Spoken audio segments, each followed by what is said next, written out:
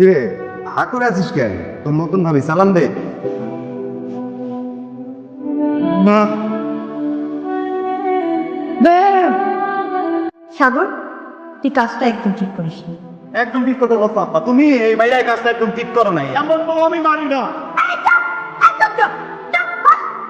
আমি কি একবারে বলছি এই বোন মানি না?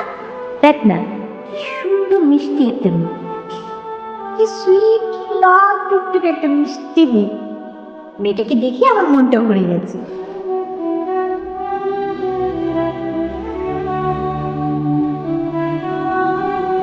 কি সমস্যা? সমস্যা তো আমার না, সমস্যা তো তোমার। সমস্যা তো সেটাই ছিল। সকালে যদি তোমাকে কেন রাখছো তুমি? হ্যাঁ